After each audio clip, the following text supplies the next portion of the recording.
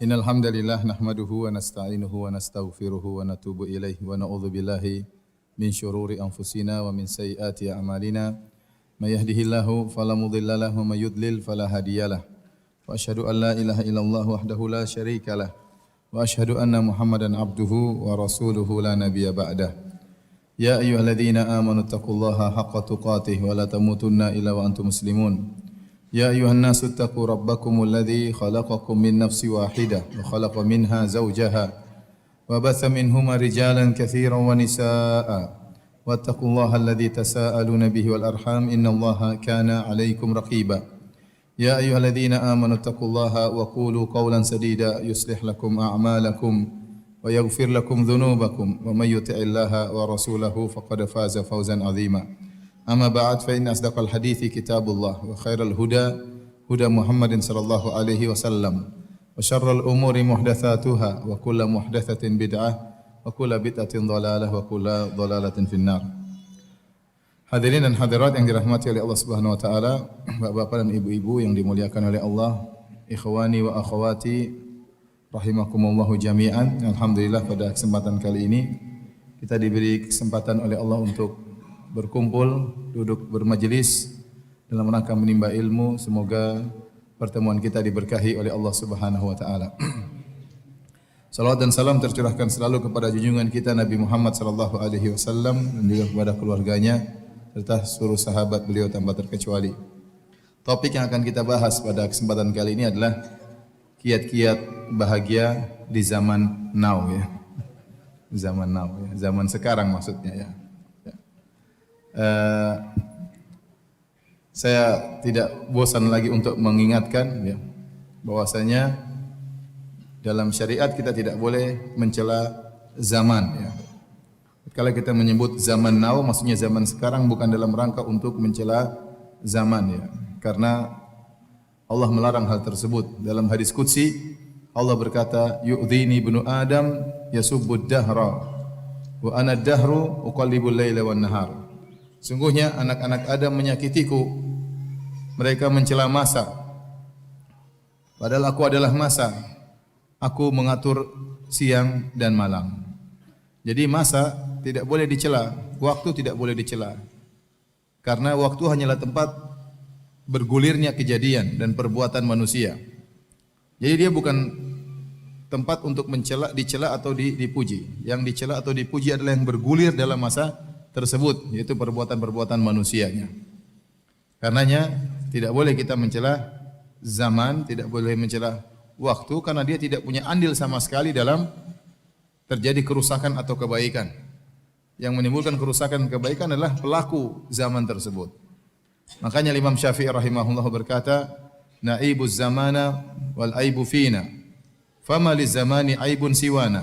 Kata Imam Syafi'i rahimahullah taala, kita mencela zaman ya, padahal aib celaan ada pada diri kita.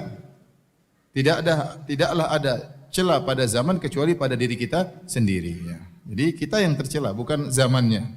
Bukan zamannya. Oleh karenanya tatkala kita mengatakan zaman now bukan maksud kita untuk mencela zaman tersebut, tetapi kita berbicara tentang bagaimana kiat-kiat bisa bahagia di zaman sekarang ini. Kata orang zaman now ya. Ngomong-ngomong istilah zaman now ini kapan munculnya ya? Kayaknya tahun lalu belum ada ya. Tahun lalu belum ada ya. Ya. Hadirin dan hadirat yang dirahmati oleh Allah Subhanahu wa taala. Kebahagiaan adalah cita-cita semua orang. Semua orang ingin bahagia. Ya. Dan dia merupakan topik pembahasan semua orang. Ya. Siapapun kedudukan dia, siapapun orangnya, dimanapun dia berada, semua mencari hal ini, mencari kebahagiaan. Dan terlalu banyak teori yang disampaikan oleh manusia ya. Masing-masing punya teori untuk meraih kebahagiaan. Di antara mereka ada yang memandang bahwasanya bahagia adalah dengan harta yang banyak. Maka dia pun menghabiskan waktu dan umurnya untuk mengumpulkan harta. Karena menurut dia orang yang bahagia adalah orang yang memiliki harta. Kalau punya harta bisa apa saja maka dia akan bahagia. Namun kenyataannya tidak semua orang kaya bahagia. Terdapati ada orang kaya bunuh diri ya. Ada orang kaya stres, ada orang kaya bahkan saking kayanya mungkin gila. Ya, oleh karenanya ternyata orang kaya tidak harus bahagia. Ternyata kebahagiaan tidak berbanding lurus dengan kekayaan. Seandainya kebahagiaan berbanding lurus dengan kekayaan, maka semakin kaya semakin bahagia. Namun kenyataannya tidak demikian. Ya. Kalau kekayaan merupakan lambang kebahagiaan, maka harusnya Qarun adalah orang yang paling bahagia. Sebagian orang memandang bahwasanya kebahagiaan adalah dengan jabatan, maka dia menghabiskan waktu dan umurnya, bahkan menghabiskan uangnya untuk meraih jabatan. Semakin dia meraih jabatan tinggi, dia merasa dia berada di puncak kebahagiaan. Menurut dia, kebahagiaan berbanding lurus dengan jabatan. Kenyataannya, apakah semua orang pejabat tinggi bahagia? Jawabannya tidak. Jawabannya tidak. Terkadang kita melihat sebagian orang, mungkin dia pejabat yang tinggi, apakah dia gubernur, apakah dia panglima, apakah dia presiden, apakah dia raja. Terkadang sebagian mereka kita lihat wajah mereka tersenyum, tapi di balik senyuman tersebut kita tahu betapa hal berat yang dia pikul. Ya. Terkadang seorang menyangka dengan menjadi pejabat dia akan bahagia, ternyata ketika dia menjadi pejabat, ya, dia dimaki-maki orang, dicela-cela orang. Ya. Terkadang orang merasa paling bahagia kalau dia bisa perintah orang, orang tunduk sama dia, takut sama dia, berarti dia yang paling bahagia. Ternyata bisa jadi yang disuruh lebih bahagia daripada yang menyuruh. Ya. Bisa jadi supir lebih bahagia daripada majikan. Ya, majikannya pening, banyak urusan perusahaan, urusan ini. Supirnya santai-santai, senyum-senyum, ketawa ke TV ya. Ternyata kebahagiaan juga bukan pada jabatan. Benar, ini kenyataan. Terkadang saya lihat di foto atau di video atau di mana ya, seorang yang tokoh negara. Kelihatan sekali dia itu stres, kelihatan sekali. Ya, kelihatan, kasihan. Seandainya saya suruh jadi dia, saya nggak bakalan mau. Apa enaknya jadi orang seperti itu? Urusan banyak, dikejar-kejar orang, dimaki-maki orang, ada yang mencela, ada yang memuji. Ya. Ternyata kebahagiaan tidak mesti harus jadi pejabat. Ya, kalau yang paling bahagia, yang paling tinggi jabatannya, maka Fir'aun lah orang yang paling berbahagia karena dia adalah raja. Ya. Taib. Kalau sebagian orang mandang bahwasanya kebahagiaan adalah dengan ketenaran, popularitas, maka dia keluarkan semua dananya, waktu dia kerahkan untuk bisa populer. Ya, dia merasa itu yang paling membuat dia bahagia. Bahkan sebagian orang terkadang melakukan hal yang aneh-aneh supaya bisa populer. Ya. Mesti misalnya jalan mundur berkilo-kilo. Ya. Itu orang bahagia? Saya rasa enggak. Setengah mati jalan mundur, emang bahagia jalan mundur? Pakai spion kemudian jalan mundur, itu enggak bahagia seperti itu. Ya. Tapi dia merasa dengan ketenaran tersebut dia bisa meraih kebahagiaan. Dan banyak orang tenar tidak bahagia. Lihat, sebagian penyanyi terkenal di puncak-puncak ketenaran dia bunuh diri. Di puncak-puncak ketenaran dia bunuh diri. Ternyata ketenaran tidak menjamin kebahagiaan seseorang. Ya. Coba tanyakan kepada orang-orang terkenal. Enak mana mereka begitu turun dari bandara dikerubung oleh banyak orang. Dia mungkin ada kebanggaan, tapi akhirnya dia tidak bahagia. Ya. Tersibukkan dengan banyak orang mengurus urusannya. Banyak orang ingin tahu urusan dia, dikejar-kejar oleh wartawan. Ya. Apalagi kalau dikejar-kejar oleh penagih hutang. Dikejar-kejar oleh wartawan aja enggak enak. Emang enak? Enggak enak. Ya. Di mana-mana merasa ada yang perhatikan. Enggak enak. Apa itu bahagia? Ya. Tidak. Itu bukan kebahagiaan. Saya kenal ada seorang terkenal. Waktu dia untuk keluarganya paling cuma 5 menit pertama. Begitu masuk mall 5 menit pertama sama keluarga, setelah itu diserbu sama orang. Terus apa bahagia seperti itu? Anaknya dia tidak bisa dia perhatikan, istrinya tidak bisa dia perhatikan. 5 menit pertama saja, 10 menit pertama dia bahagia. Setelah itu dikerubung sama orang. Coba kalau sehari-hari seperti itu, apa enak? Enggak enak. Enggak enak.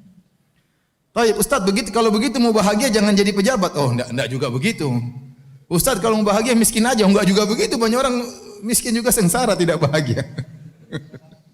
Maksud saya, kalau mau bahagia tidak syarat harus kaya, tidak syarat harus terkenal, tidak dipersyaratkan harus menjadi orang top, tidak dipersyaratkan harus menjadi pemimpin pejabat, tidak harus. Semua boleh bahagia. Si miskin boleh bahagia sebagaimana kaya boleh bahagia. Orang tidak ada yang kenal boleh bahagia sebagaimana orang terkenal boleh bahagia. Ya, anak buah boleh bahagia sebagaimana bosnya boleh boleh bahagia. Dengan syarat beriman kepada Allah Subhanahu wa taala. Dengan syarat ya tunduk kepada syariat Allah Subhanahu wa taala. Hadirin hadirat yang dirahmati oleh Allah Subhanahu wa taala. Kalau kita mau bicarakan tentang sebab-sebab kebahagiaan, ya, semuanya berbagai macam. Pertama ini, kedua ini, ketiga ini, keempat ini. Ada yang ulama menulis sampai 33 sebab kebahagiaan, ada yang lebih daripada itu. Semuanya kembali pada masalah iman. Semuanya kembali kepada masalah iman dan menjalankan syariat dengan benar. Dan menjalankan syariat dengan benar. Barang siapa yang beriman dengan iman yang benar, bertauhid dengan tauhid yang benar, menjalankan syariat yang benar, maka dia yang bahagia. Dia yang ini secara umum. Allah Subhanahu wa taala berfirman dalam Al-Qur'an, kata Allah Subhanahu wa taala, "Faman yuridillahu ay yahdiyahu yashrah sadrahu lil Islam, wa man yurid an yudhillahu yaj'al sadrahu dhayiqan harajan ka'annama yas'adu fis sama'. Kadzalika yaj'alullahu rijsa 'alal ladzina la yu'minun." Surat Al-An'am ayat 125. Surat Al-An'am ayat 125. Allah berfirman, barang siapa yang Allah ingin hidayah baginya, yashrah sadrahu lil Islam. Allah bukakan hatinya, lapangkan dadanya untuk Islam. Ya. Jadi orang semakin dia beriman, semakin Islamnya kuat, dadanya semakin apa? Semakin lapang. Bahagia itu kan tempatnya di hati. Bahagia tempatnya di hati. Bukan yang zahir, tapi tempatnya di hati. Ya. Tempatnya di hati. Ya. Bisa jadi seorang cacat, bisa jadi seorang sakit, tapi dia bahagia. Kenapa? Karena bahagia tempatnya di hati. Apa kata Syekhul Islam Ibnu Taimiyah rahimahullahu taala? Ma yaf'alu a'da'u bi, apa yang diinginkan dilakukan oleh musuh-musuhku kepadaku, jannati fi sadri, surgaku berada di dadaku. Mereka mau penjarakan saya, surgaku tak saya bawa.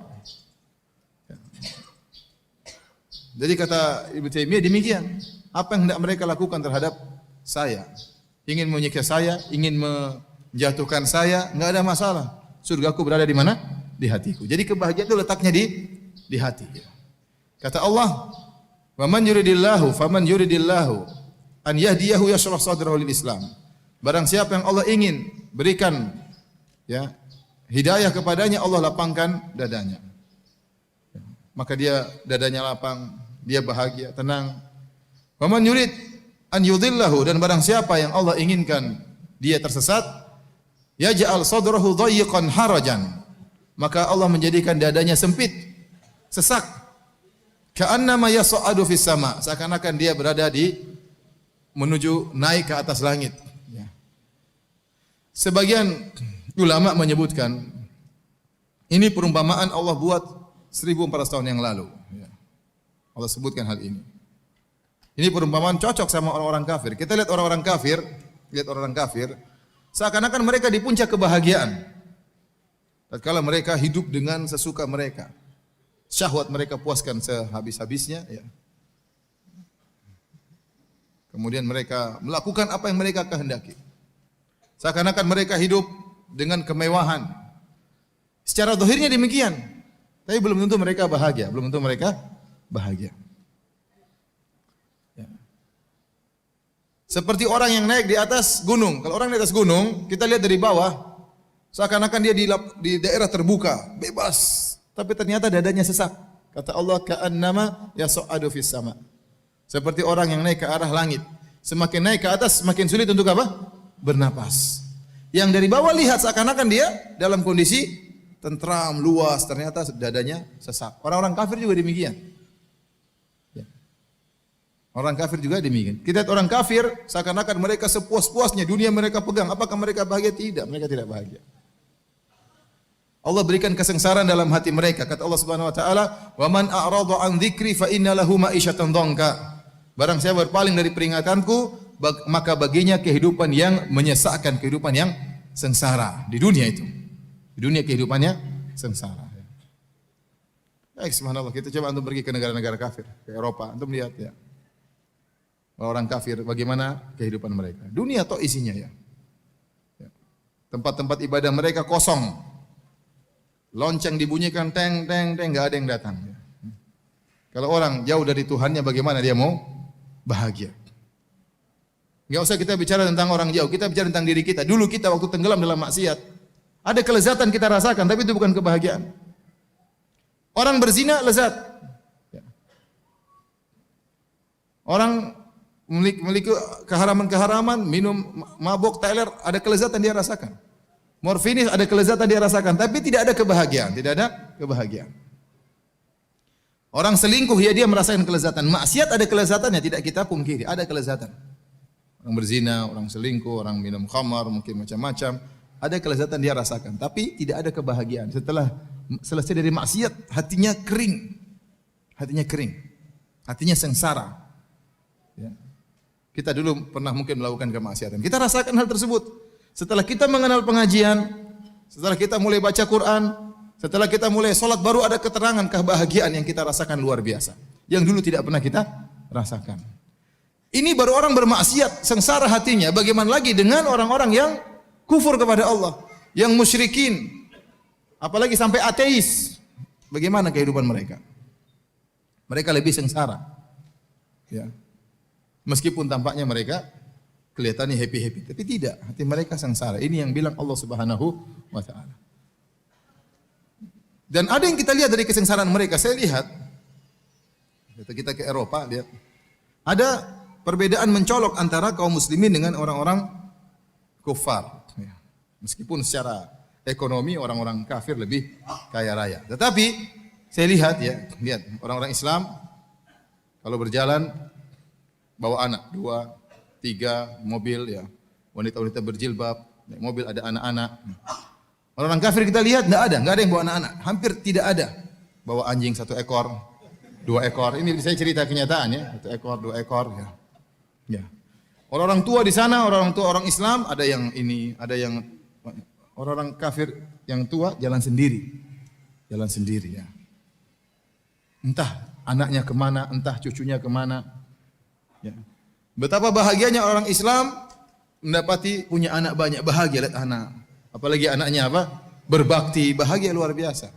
Sementara mereka banyak yang tidak mau nikah, tidak ingin punya anak. Kalau sudah punya anak, anaknya juga tidak ngurusin mereka.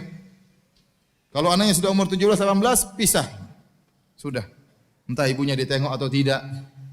Kalau sudah tua, ibunya semua jadi dimasukkan dalam rumah jompo. Kalau orang tuanya sakit, terkapar di rumah sakit, nggak ada yang tengok. Kasihan. Kesengsaraan tersendiri. Orang Islam tidak demikian.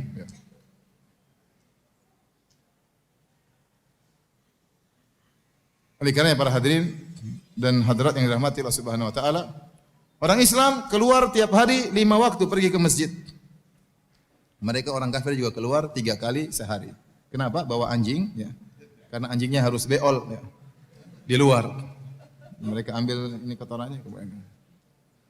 Orang Islam di rumah anak-anak kumpul semua, loncat sana, loncat sini, loncat sini. Mereka enggak. Kasihan. Kasihan. Padahal punya anak banyak itu nikmat luar biasa. Saya punya anak 5 saja saya bahagia luar biasa. Bagaimana kalau anak saya 30?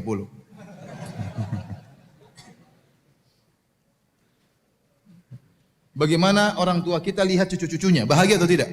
Bahagia orang tua sampai tidak mau tinggal, maunya sama cucu-cucu. Kebahagiaan luar biasa. Ini orang tua sendirian, saya lihat kasihan banget. Sengsara itu, kesengsaraan. Bagaimana di akhir hayatnya hidup sendirian. Itu orang-orang non-muslim begitu.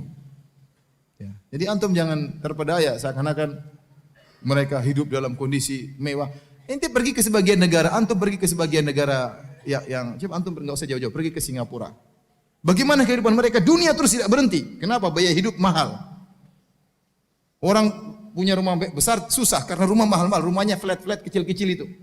Enak Indonesia rumah murah, luas, mahal, apalagi mau lebih luas tinggal di kampung, jangan tinggal Jakarta ya. Kota besar semakin mereka terpacu untuk mencari dunia. Pergi pagi pulang malam, pergi pagi pulang malam, pergi pagi pulang malam, rumah sempit. Akhirnya apa? Stres. Anak-anak kena macam-macam penyakit. Apa enak? Jadi saya katakan bahwasanya ya, Allah memberikan kebahagiaan bagi orang beriman luar biasa yang tidak pernah dirasakan oleh orang-orang non-muslim. Hidup mereka sengsara meskipun tampaknya mereka happy. Teman-teman yang kerja di sebagian negara kafir cerita, jadi super grab. Jadi ngantar-ngantar mereka. Sampai sering tanya, Ustaz gimana Ustaz? Saya sering bawa grab, orang-orang kafir ini bawa ke bar. Jadi kalau sudah Jumat malam mereka sudah Surga mereka, pergi Jumat malam, teler, pulang sudah kayak hewan sudah. Kayak teler sudah. Itu apa? Zina, khamar, itu kehidupan mereka, kebahagiaan mereka di situ. Dan saya katakan itu bukan bahagia, itu kelezatan, benar. Minum khamar lezat, zina itu lezat, tapi itu bukan bahagia. Bahagia tempatnya di hati, bahagia tidak hilang. Bahagia tidak hilang. Ada pun itu cuma kelezatan jasmani seperti itu. Gonta-ganti pacar, suami istri, suaminya selingkuh, istrinya selingkuh. Sana tidak nikah, punya partner, ya, coba hidup tidak mau nikah. Banyak di antara mereka enggak mau nikah, partner saja, punya partner, kumpul kebo, ya, nanti daftar ke mana, ke RT, Pak ini kebo saya yang baru. Terkadang kebo ini sampai tua, terkadang kebonya setengah jalan diganti kebo yang lain. Dan itu banyak terjadi di sana. Apa kehidupan bahagia seperti ini? Mana kebahagiaan seperti ini? Sehingga banyak di antara mereka yang bunuh diri. Banyak, tidak kuasa. Hati mereka tidak kuat melihat, mendapati sedikit permasalahan, tidak kuat hati mereka. Karena mereka tidak beriman dengan Allah. Tidak beriman dengan takdir. Lemah kekuatan mereka. Iman tidak kuat. Sedikit-sedikit bunuh diri. Sedikit stres, sedikit obat penenang, sedikit-sedikit. Itulah kehidupan mereka.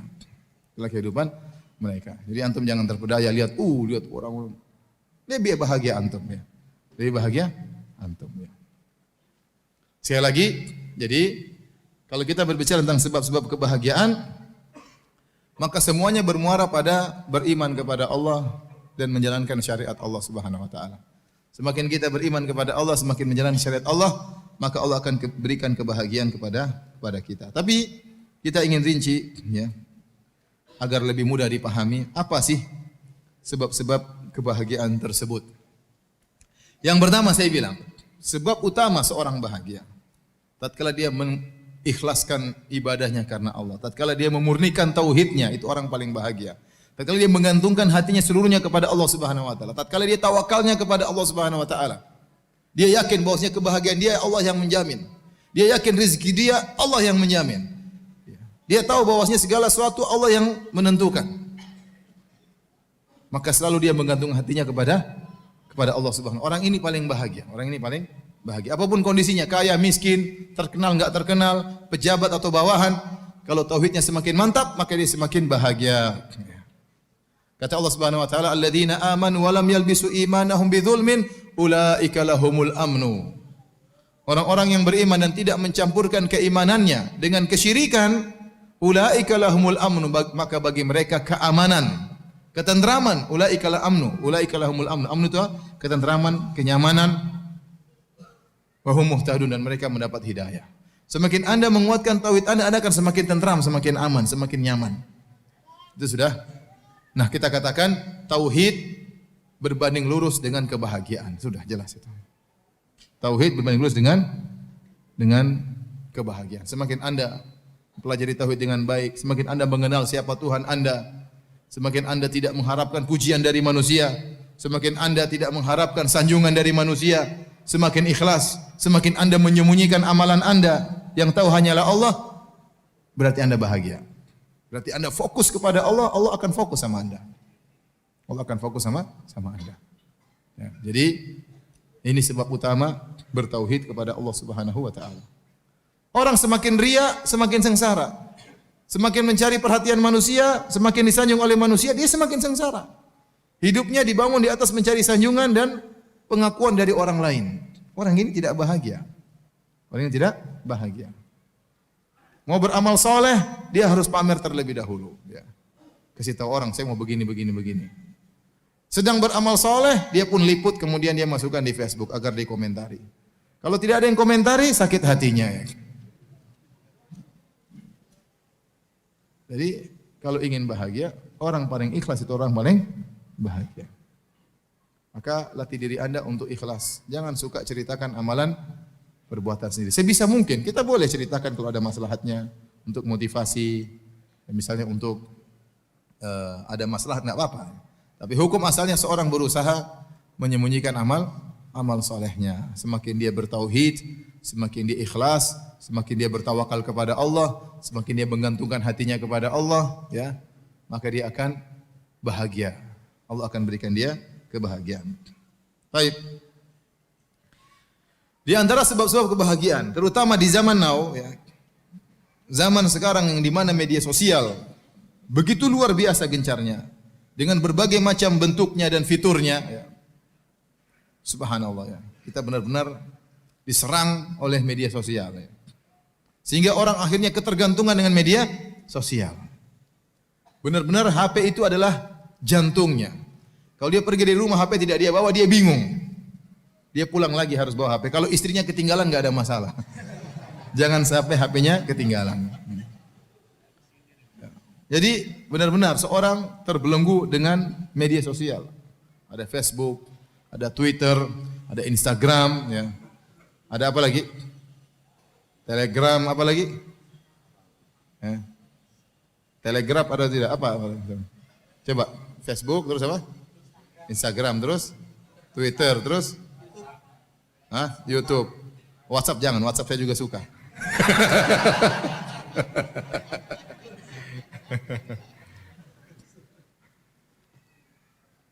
Dalam satu hadis Rasulullah SAW sebutkan, tatkala timbul fitnah, engkau melihat ya hawan muttaba'an, ya, syuhun muta'an, wa ijabu kullu ra'yin bi kullu syakhsin bi ra'yihi, kullu mar'in bi ra'yihi. Engkau melihat hawa nafsu diikuti, rasa pelit yang ditaati, orang masing-masing ujub dengan perkataan dia. Sekarang zaman seperti itu ada orang seperti itu. Orang komentar bangga dengan komentarnya, wah tuh berbagai macam lah. Nabi mengatakan, alaika bi khosati nafsik. Maka sibukkanlah dengan privasimu. Sibukkanlah dengan privasimu. Ya ikhwan, sejauh mana kita meninggalkan privasi kita, sejauh itu kebahagiaan akan hilang dari kita. Ya. Ustaz, berarti kita enggak boleh ngurus orang banyak? Boleh kalau Anda memang berkompeten di situ, silakan. Kalau Anda jadi gubernur yang baik, benar-benar habiskan waktu untuk mengurus masyarakat, insya Allah Allah kasih kebahagiaan. Anda memikirkan kebahagiaan orang lain, Allah akan kasih bahagia sama Anda. Al jaza' min jinsil amal. Balasan sesuai dengan perbuatan. Orang sibuk ngurusin anak yatim, enggak apa-apa, sibukin diri, enggak apa. Berarti itu perkara Anda yang Anda perhatikan. Anda ingin memberikan kebahagiaan kepada orang lain, Allah akan berikan kebahagiaan kepada Anda. Tapi yang maksud saya ini yang jadi masalah, yang ngurus urusan yang bukan urusan dia. Ya. Pingin tahu segala urusan, pingin tahu segala berita, pingin tahu segala informasi. Padahal bukan urusan dia. Kata Nabi SAW, min husni islamil mar'i tarkuhu ma la ya'ni. Di antara keelokan, keindahan Islam seorang, meninggalkan yang bukan urusannya, yang bukan urusannya, yang bukan pekerjaannya, yang bukan tugasnya.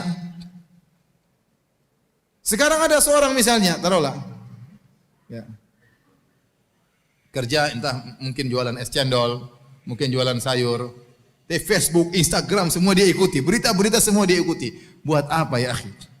Sudah urus itu sayur dengan baik, urus itu es cendol dengan baik, ya, urus itu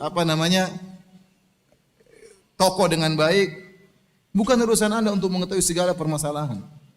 Ustaz, tapi kita kayak ingin tahu berita. Saya bilang, saya ini sudah mencoba. Saya ingin tahu banyak berita. Benar ada manfaatnya. Manfaatnya ada, tapi kemudaratan lebih besar. Waktu terbuang. Sekarang waktu kita, saya tanya antum, waktu kita untuk Facebookan banyak atau tidak? Banyak. Apalagi sudah masuk lihat berita, sudah pegang HP enggak berhenti. Berita. Kiriman dari teman. Nanti punya teman 1000 orang. Satu hobi makan, satu hobi mancing, satu hobi ini. Dia kirim berita semua kita. Ente buka berita mancing, berita makan, berita ini. Berita kecantikan, berita kue, berita jualan, berita online, berita politik, ya, berita kesehatan. Ya, baca terus, nggak terasa 1 jam lewat, 2 jam lewat. Belum kalau sudah masuk dalam perdebatan, komentar, baca komentar, naik lagi, scroll bawah, scroll atas. Waktu habis banyak. Debat lagi sama orang di situ di Facebook, debat bantah-bantahan, ternyata yang didebat bencong. Habis waktu. Facebook ini bikin waktu habis banyak ya. Saya saja mau niatnya untuk dakwah saja terjebak juga seperti itu. Apalagi yang niatnya cari akhwat.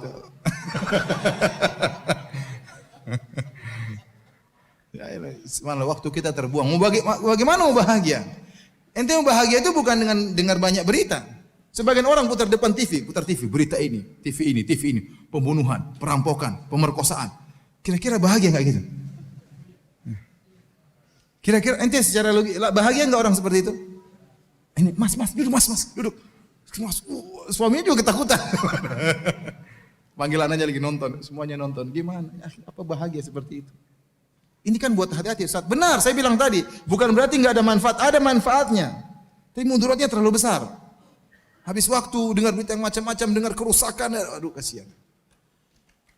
Timbul was-was yang berlebih-lebihan, timbul ketakutan yang berlebih-lebihan. Kurang tawakal kepada Allah Subhanahu wa taala. Setelah saya timbang-timbang, saya pikir, sudahlah saya tinggalkan itu semua.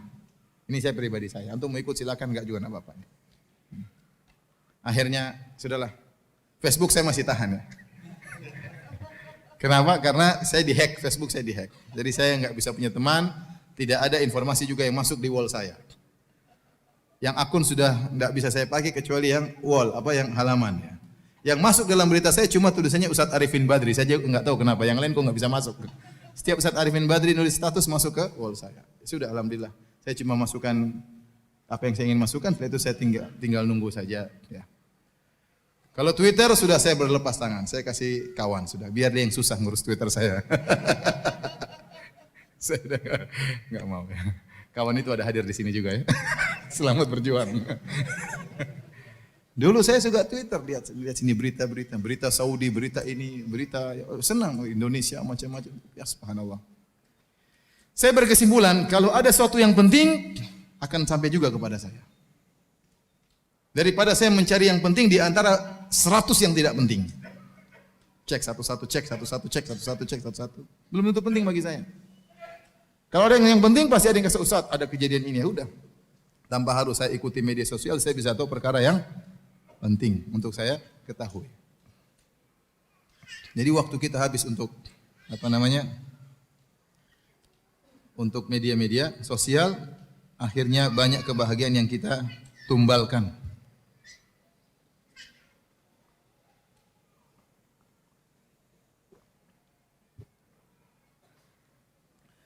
Jadi hadirin dan hadirat yang dirahmati oleh Subhanahu wa taala, waktu untuk Facebook banyak terbuang, untuk Twitter banyak terbuang, untuk WhatsApp juga banyak terbuang. Saya ingatkan kepada para ikhwan, jangan terlalu banyak grup dalam WhatsApp. Bahkan meskipun grup dakwah sampai 20 ngapain banyak-banyak. Cari grup dakwah yang penting yang bisa kita ambil manfaat. Bikin grup ini. Hanya tungtang. Mau bangun tidur meroja WhatsApp, tungtang sampai ngantuk. Bangun tidur belum lagi baca doa tidur sudah WhatsApp lagi, tungtang. Subhanallah, habis waktu. Nah, kalau Anda waktu sudah tersisa, sekarang orang punya grup 20, kira-kira sibuk atau tidak? Sibuk, luar biasa sibuk. Grup rumah sunnah. Grup apa lagi? Grup kajian 1, grup kajian 2, grup kajian 3, grup DKM 1, grup DKM 2. Grup poligami. Apalagi grup poligami. Komentar nggak bisa habis tapi nggak ada praktek, cuma karena kalau dia sudah praktek dia keluar left dari grup. Kalau dia sudah poligami left dari grup, dia punya masalah banyak di rumah. Tahu-tahu ke rumah lebih khusyuk, ke masjid lebih khusyuk, doa lebih mudah nangis. Oleh karena para hadirin Allah Subhanahu wa taala, Anda pun kalau sudah punya WhatsApp jangan banyak grup. Kenapa waktu Anda tersisa, habis waktu tersisa, akhirnya apa? Kapan membaca Quran? Kapan mau ngobrol sama istri? Istri WhatsAppan, kita WhatsAppan sendiri. Istri Facebookan, kita Facebookan sendiri. Kapan kita punya sama anak? Anak-anak datang, abi, sebentar. Kasihan anak-anak ya akhi. Kasihan. Kita udah kerja dari pagi sampai sore, pulang anak-anak nunggu, dia nggak bisa peluk-pelukan, dia bisa nggak pingin naik sama kita, dia pingin ngobrol sama kita. Dia butuh 5 menit untuk kita ngobrol, nggak ada waktu. Waktunya habis buat media sosial yang kurang bermanfaat. Belum lagi kemudaratan yang kita dapatkan di situ. Banyak aurat wanita yang kita lihat di media-media sosial tersebut. Yang kita nggak ingin pun kelihatan, apalagi yang pingin lihat. Terus bagaimana mau bahagia? Maka di antara wasiat Nabi sallallahu alaihi wasallam, "Alaika bi khosati nafsik." Sibuklah dengan privasimu. Sejauh mana kita sibuk dengan privasi kita, hal yang kalau Anda pedagang, sibuk dengan dagang, urusin dagang, serius. Kalau Anda politikus ya sudah, urus Anda jadi politikus yang baik. Enggak apa-apa, urus banyak, tapi benar jadi politikus karena itu memang pekerjaan Anda. Ya. Anda jadi tukang bekam, tukang pijat, serius. Jangan jadi herbal pakar politik, herbalis pakar politik. Setiap orang datang ngomong politik, sudah ente urusi herbal ente. Enggak usah ngomong masalah yang bukan bidang Anda. Akhirnya setiap orang sekarang wa ijabu kullu mar'in bi ra'yihi, kata Nabi, ada zaman di mana setiap orang akan bangga dengan pemikiran dia, dengan pendapat dia. Semua orang berkomentar, semua orang beranalisa. Kalau Anda mau ikuti analisa semua, Anda stres. Ini analisa bagus juga, ini bagus juga, ini kontradiktif dan sudahlah. Matikan TV, ya, kalau bisa HP dibuang, buang. Matikan semua media sosial, udah. Ente kerja serius, ada waktu baca Quran, ada waktu salat malam, ada waktu salat witir, ada waktu buat istri, ada waktu anak, bahagia ente. Anda bahagia. Anda bahagia. Dan ini saya tekankan ya. Karena ini sangat penting di zaman now sekarang ini ya.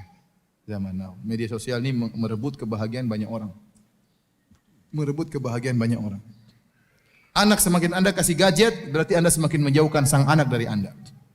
Istri semakin sibuk dengan Facebook, semakin jauh dari Anda. Anda pun semakin sibuk terjauhkan dari keluarga. Sehingga tidak sempat untuk silaturahmi pada orang tua ya. Waktu semua habis untuk media sosial. Ya ikhwan, bukan berarti saya ngelarang, tidak. Ya, tapi hati-hati ya. Kalau bisa yang perlu-perlu saja, maka itu yang terbaik. Karena waktu kita akhirnya jadi tumbal. Saya kasihan lihat sebagian orang, apalagi yang kerja di Jakarta, berangkat dari Bekasi ba'da subuh. Tengah jalan, saya misalnya kerja, kemudian pulang sampai rumah terkadang jam 9. Tapi jam 9 masih aja main gadget. Ya, subhanallah. Udah berhenti nanti jam 9 tuh waktunya baca Quran ya, dan yang lainnya. Ketemu istri, ketemu anak-anak, ngobrol dengan anak, ngobrol dengan istri. Baik. Di antara sebab kebahagiaan di zaman now. Ya. Ciptakan surga di rumah, ciptakan surga di rumah. Karena kita waktu banyak di rumah. Saya sering sampaikan kebahagiaan hakiki seorang lelaki adalah kebahagiaan dengan istrinya. Allah mengatakan, dialah yang telah menciptakan manusia dari satu jiwa, kemudian Allah ciptakan istrinya, kata Allah liyaskuna ilaiha. Agar sang suami tentram dengan istrinya. Wa min ayatihi an khalaqalakum min anfusikum azwajan litaskunu ilaiha. Dan di antara tanda-tanda keagungan Allah, kebesaran Allah, Allah ciptakan istri-istri bagi kalian litaskunu ilaiha, agar kalian tentram dengan istri-istri kalian. Sehingga sebagian ulama mengambil faedah bahwasanya kebahagiaan inti seorang suami adalah dengan istrinya. Kapan seorang bisa bahagia dengan istrinya, itu lelaki yang bahagia. Bagaimana tahu dia bahagia dengan istrinya? Caranya begini, kalau dia pergi keluar rumah pingin pulang, itu berarti sudah benar. Pingin pulang, pingin ketemu istri, aduh saya pingin pulang, gelisah, pingin pulang. Berarti dia bahagia. Kenapa? Karena kebahagiaan sesungguhnya seorang suami itu di rumahnya. Berarti suami yang bahagia itu laki-laki yang bahagia. Tapi kalau seorang laki-laki tidak betah di rumah, pingin pergi terus, kemana mas? Aduh, itu berarti dia tidak bahagia. Tidak ada surga di rumahnya. Sebagian orang mencari kebahagiaan dengan teman-temannya, ketemu dengan temannya, ngobrol, ngopi sana pagi saya malam, main golf, main ini, main catur, main macam-macam. Dia tidak bahagia. Kalau dia tidak menemukan kebahagiaan di rumahnya, dia belum bahagia. Itu lelaki sengsara seperti itu. Percuma ente ketawa-ketiwi main golf, pulang diomelin istri. Apa enak? Atau ngomelin istri, apa enaknya seperti itu? Tapi kalau Anda pergi dari rumah, tahu-tahu rindu ingin pulang ke rumah, itu benar, berarti sayang sama istri, berarti ada kebahagiaan. Sampai di rumah ngobrol sama istri asyik, berarti benar. Kalau belum asyik, belum ingin pulang, ada yang salah. Entah istri ente yang salah atau istri Anda yang salah. Ya. Jadi saya bilang ikhwan, suami laki yang bahagia, laki yang menemukan kebahagiaan apa? Di rumahnya. Apalagi rumahnya 4 bahagia semua ya. Satu aja sudah bahagia, apalagi rumahnya 4 bahagia semua. Ibu-ibu nanti tersinggung ya. Ini bercanda aja ibu-ibu ya. Baik, ya, jadi ingat hal ini, harus ada waktu buat istri. Sebagian orang mencari kebahagiaan, kesuksesan dunia, dia menjadikan bisnisnya nomor 1, pekerjaannya nomor 1, cita-citanya itu menumbalkan kebahagiaan anak istri. Ini salah. Saya sering sampaikan cerita, saya ketemu dengan seorang kaya, kebetulan satu orang kafir. Sering keluar negeri, sini rumah juga rumah, di perumahan kaya. Terakhir ngobrol-ngobrol dia bilang ada satu yang hilang dari saya. Saya kurang dekat sama anak-anak sampai sekarang. Anak-anak saya kasih dunia semua, namun tidak yang datang jenguk saya, peluk-peluk saya, enggak ada kata dia. Enggak ada. Dia sibuk cari harta, anaknya semua dipenuhi. Setelah besar, anak yang sudah besar semua enggak ada yang dekat sama dia. Dia kehilangan kebahagiaan di situ. Jadi jangan sampai kita mencari harta, ingin cari sukses, cari jabatan, akhirnya kebahagiaan anak istri kita jadi tumbal dan akhirnya kita sendiri yang tidak bahagia. Kita sendiri yang tidak bahagia. Ada satu masa kita lewat, kita tidak rindu ke rumah, berarti perbaiki. Coba, Ustaz kalau ngobrol sama istri enggak enak, coba ciptakan bagaimana ngobrol sama istri yang enak. Ustaz kalau saya ngobrol sama istri saya enggak nyambung-nyambung. Ente turunin level ente. Kalau tahu istri enggak nyambung, jangan bicara yang tinggi-tinggi, bicara rendah-rendah saja. Jangan bicara yang aneh-aneh. Sungguhnya di dunia yang problematika, ngomong bahasa susah gimana istri yang paham. Era ini era globalisasi bilang istri nggak paham, sudah nggak usah bicara macam-macam. Turun level Anda, ngobrol sama istri yang nyambung, jadi asik gimana caranya. Pasti ada yang asik. Kalau nggak asik terus ente yang nggak beres berarti. Ini ciptakan kebahagiaan di rumah. Ciptakan surga di rumah. Bagaimana kita senang ke rumah, bagaimana kita bahagia betah di rumah, ya. Betah di rumah. Kalau kita sudah betah di rumah, sudah senang di rumah, karena kata Nabi SAW, wal yasaka baituk wa kufa alaika lisanak. Kata Nabi, jadikan rumahmu jadi luas. Artinya apa? Betah di rumah. Terutama di zaman fitnah. Jaga lisan Anda, jangan terlalu ngurusin orang. Ngapain ngurusin orang? Kalau Anda suka ngurusin orang, Anda diurusin juga sama orang. Maka sibuk dengan privasi. Namun manusia itu suka ingin tahu urusan orang. Saya lagi telepon, tahu Ustaz tadi itu si fulan ya? Bukan. Terus mau tahu urusan saya, ngapain? Ada lagi baca apa sih baca? Ya, ente ngapain urusin saya? Baca sendiri sana. Ngapain baca urusan saya? Orang suka ingin tahu urusan orang lain. Suka komentar orang lain. Ini menghilangkan kebahagiaan seperti ini. Semakin privasi kita jadi tumbal, semakin kita kurang bahagia. Benar ini, ente coba. Jadi jangan ngurusin orang, privasi kita perbaiki. Privasi kita perbaiki. Jangan suka komentar hal yang tidak bermanfaat. Apa kata Nabi, min husni islamil mar'i tarkuhu ma la ya'ni. Di antara keelokan Islam seorang meninggalkan yang bukan urusannya. Enggak usah. Tahan mulut, jangan suka komentar. Lewat satu jalan, lihat rumah warna ungu, komentar. Ini orang kok rumah warna ungu sih? Ya, apa urusan ente? Ente sana rumah belum lunasi utang rumah ente. Ini ngurusin rumah orang warna ungu, warna biru. Terserah dia mau warna-warni, terserah dia. Ini kok rumah bangunannya jelek sekali. Ya, sudah ente buat.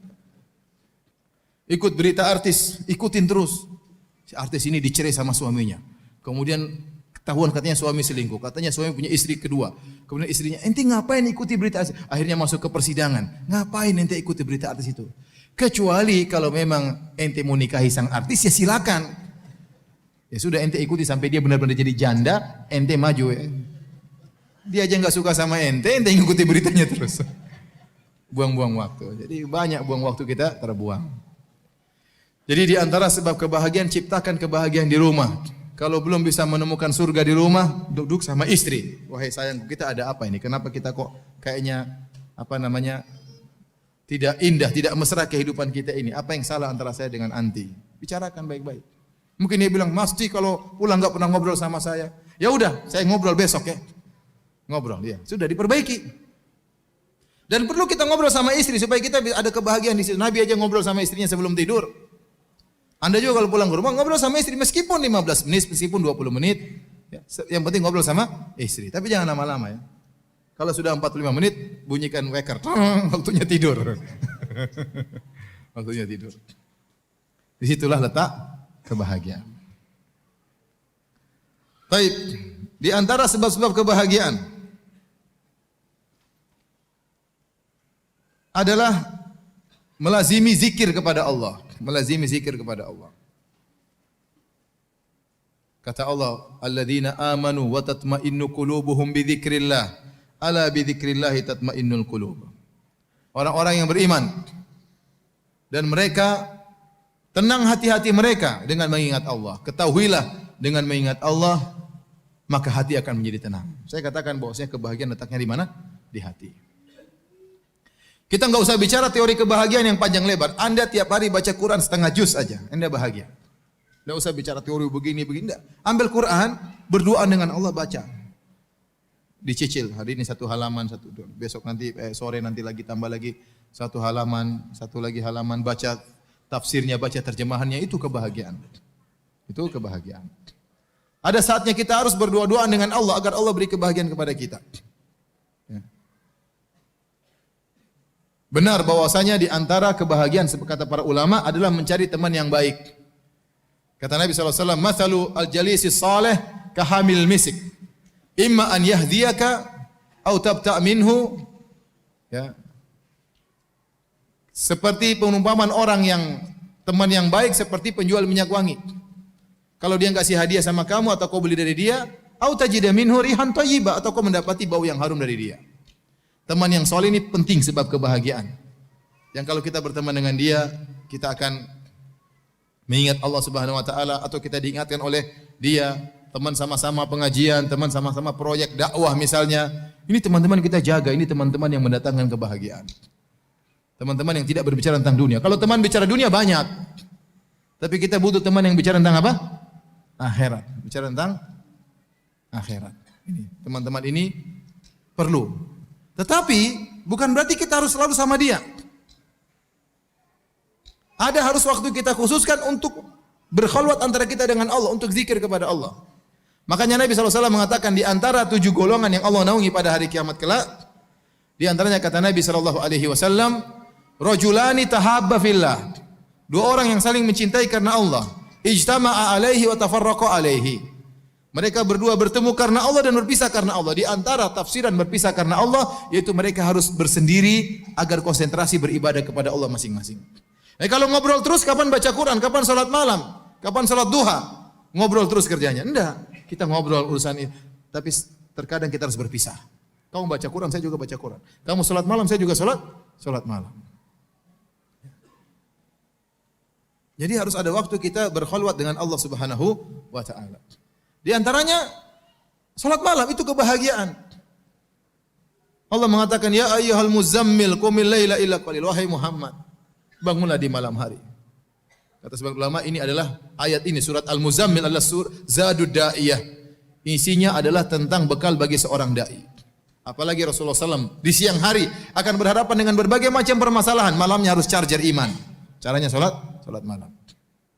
Antum pun demikian, dalam kehidupan kita banyak permasalahan, permasalahan dunia, permasalahan ini, permasalahan rumah tangga, permasalahan dakwah. Maka malam hari ente charger, berkhalwat dengan Allah, salat malam. Itu adalah kebahagiaan yang terindah.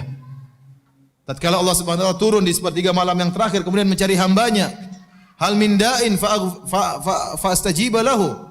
Hal min sa'ilin fa'utiya su'lah. Hal min mustaghfirin fa'aghfiralah. Kata Allah, apakah ada hambaku yang bangun malam berdoa akan aku kabulkan doanya? Apakah ada hambaku yang meminta akan aku kabulkan permintaannya? Apakah ada hambaku yang beristighfar akan aku ampuni dosa-dosanya? Allah cari hamba-hambanya. Saatnya anda bangun malam berkhalwat dengan Allah Subhanahu wa taala. Yakinlah bahwasanya dengan mengingat Allah, Allah akan kasih kebahagiaan. Saya tanya sama teman, kebahagiaan antum di tangan siapa? Di tangan Allah Subhanahu wa taala. Allah mau kasih bahagia, tinggal kasih bahagia. Kun fayakun. Allah mau cabut, tinggal Allah cabut, gampang. Allah mau cabut, tinggal gampang bagi Allah Subhanahu wa taala. Nah, kalau anda tahu bahwasanya kebahagiaan di tangan Allah, maka jangan cari kepada selain Allah, carilah kepada Allah. Caranya gimana tadi? Berkhalwat dengan Allah. Salat malam, baca Quran. Mojok di ujung baca Quran. HP matikan, jangan kita Quran diberhentikan gara-gara telepon. Ya kecuali dari istri, enggak apa-apa kita telepon. Iya sayang. Abi lagi baca Quran ya. Abi sok ria, iya Abi lagi ria udah terlalu. Jadi matikan HP, baca Quran. Harus ada waktu untuk kita berdoa dengan Allah. Disitulah kebahagiaan. Apalagi kalau kita sedang dilanda permasalahan.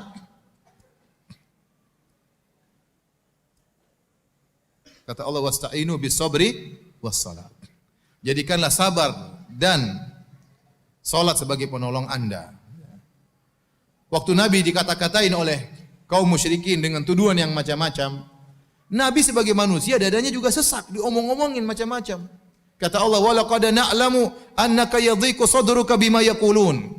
Sungguh kami tahu bahwasanya dadamu sempit wahai Rasulullah atas apa yang mereka ucapkan. Nabi dibilang pendusta, dibilang dukun, dibilang penyihir, dibilang orang gila, macam-macam, dan itu menyakitkan hati Nabi. Mungkin lebih daripada pukulan. Perkataan itu menyakitkan, tuduhan yang tidak-tidak, apalagi tidak dilakukan oleh Nabi sallallahu alaihi wasallam. Bagaimana jalan keluarnya? Allah suruh berzikir. Wasbir ala ma yaqulun wasabbih bihamdi rabbika qabla tulu'i syamsi wa qabla ghurubiha. Kata Allah, sabarlah engkau atas apa yang mereka ucapkan dan bertasbihlah kepada Allah sebelum terbit matahari dan sebelum terbenam matahari. Zikir pagi petang. Anda ingin bahagia, lazimi zikir pagi petang.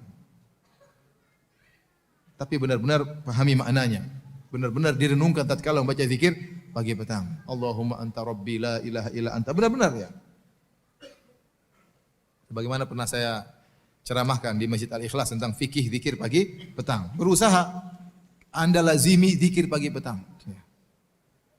Jangan lupa setiap hari salat duha. Itulah kebahagiaan. Enggak usah teori banyak.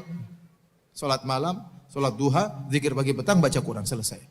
Sisanya ada waktu bersedekah, sisa adanya waktu berbakti sama orang tua, tapi rutin harian itu tadi. Kebahagiaan Anda melangkahkan kaki menuju masjid, salat berjamaah, itu kebahagiaan. Karena teori kebahagiaan itu mudah, yang penting Anda praktekkan. Ya, ini diantara kebahagiaan, harus ada waktu untuk berzikir kepada Allah. Kata Allah, "Fazkuruni azkurkum." Berzikirlah kepadaku, ingatlah aku akan mengingat engkau, kata Allah Subhanahu wa taala. Sungguh bahagia kalau seorang sudah diingat secara khusus oleh Allah Subhanahu wa taala. Baik. Ini diantara sebab-sebab kebahagiaan adalah sering berzikir. Dan saya tidak bosan-bosannya juga mengingatkan. Zikir itu ibadah yang sangat mudah. Anda bisa berzikir dalam kondisi berdiri. Anda bisa berzikir dalam kondisi duduk. Anda bisa berzikir dalam kondisi berbaring. Kalau dalam kondisi tidur ya enggak ya. Berbaring bisa berzikir. Subhanallah, alhamdulillah, Allahu akbar. Berdiri, duduk. Orang kalau sudah biasa berzikir, naik mobil dia berzikir. Apalagi kalau dia punya hafalan Quran. Ya. Ada seorang, saya pernah dengar seorang ceramah. Dia wasiatkan kepada para jamaah untuk hafal Quran. Akhirnya ada seorang sudah tua, dia hafal 5 juz. Setelah 2 tahun atau berapa tahun kemudian ketemu Syekh itu lagi. Dia bilang, "Syekh, jazakallah khair, Syekh. Kamu dulu ingatkan saya, sekarang saya punya 5 juz. Berapa banyak waktu saya manfaatkan. Saya pergi ngantar anak baca Quran, pulang baca Quran." Ya. Kenapa? Ada yang dibaca. Ada yang dihafalkan. Kalau orang punya hafal Quran itu, hafalan Quran, dia mulutnya bisa jalan terus berzikir kepada Allah Subhanahu wa taala. Ustaz, kalau tidak hafal Quran ya sudah zikir yang lain. Subhanallah, walhamdulillah, wala ilaha illallah, Allahu akbar, wala haula wala quwata illa billah. Astaghfirullah, astaghfirullah, astaghfirullah. Nikmati zikir tersebut. Mungkin pertama berat, lama-lama kita nikmati zikir tersebut. Lama-lama kita nikmati zikir tersebut. Dan ini kebiasaan yang kurang hidup di tanah air kita. Di tanah air kita ini kalau mau zikir ngumpul dulu rame-rame baru zikir. Harusnya enggak harus demikian. Ente jalan sendiri berzikir. Naik motor berzikir, naik mobil berzikir. Kalau ada waktu kosong berzikir. Makanya Syekh Utsaimin rahimahullah berkata, ibadah yang ringan sangat mudah, pahalanya besar, zikir, namun banyak orang tidak melakukan. Banyak orang tidak melakukan. Padahal zikir tersebut mendatangkan ketenangan. Ya, Allah berikan keterangan bagi orang yang banyak berzikir kepada Allah Subhanahu wa taala. Baik.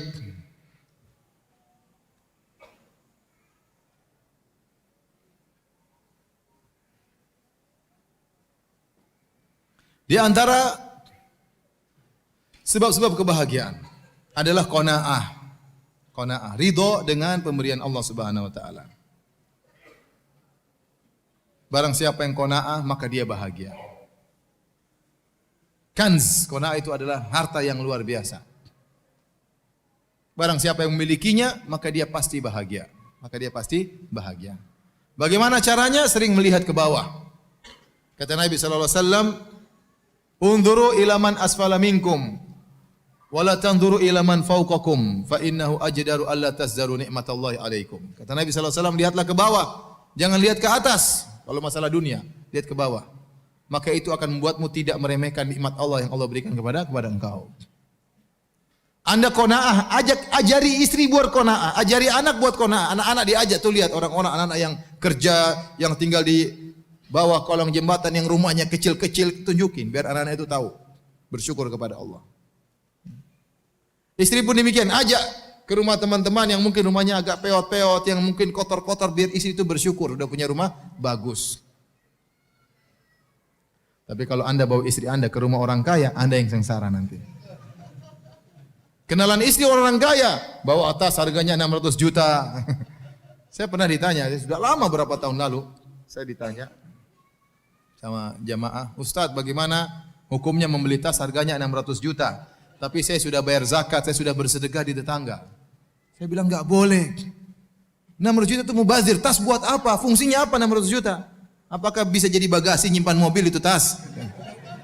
Ternyata cuma kecil nyimpan, terus apa fungsinya 600 juta? Tidak sesuai dengan harganya.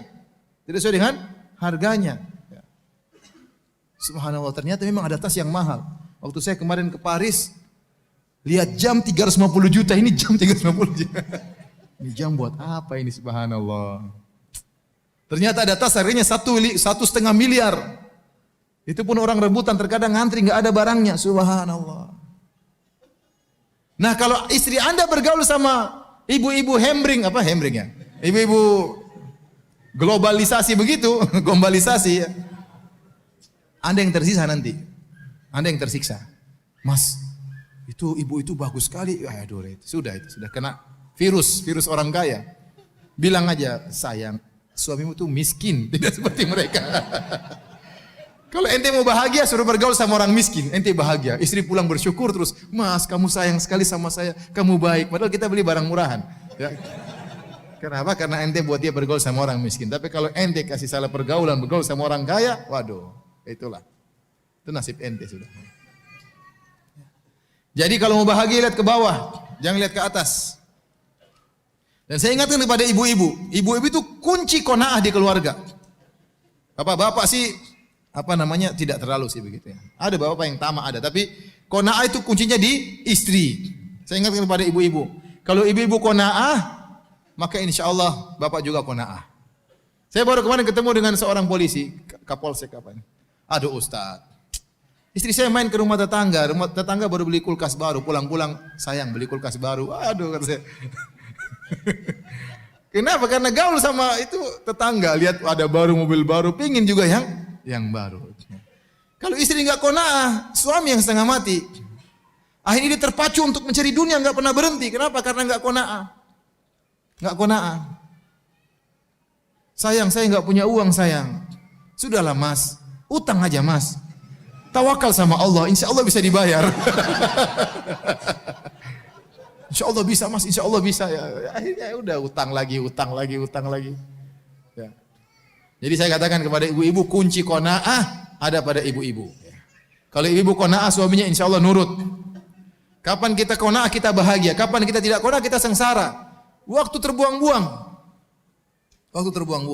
Allah mengatakan alhaakumut takatsur hatta zurtumul maqabir. Sungguhnya sifat memperbanyak itu telah membuat kalian lalai.